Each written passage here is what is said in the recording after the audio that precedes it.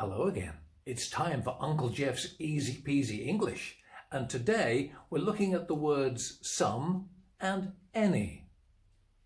We usually use some for positive sentences, things with positive ideas, and we use any for negative sentences or negative ideas and questions.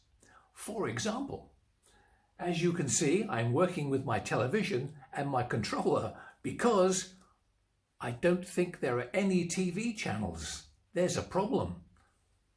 Are there any TV channels today? Actually, yes. There are some. There are some TV channels, 36 at the moment. So maybe in a few moments, there will be a few more.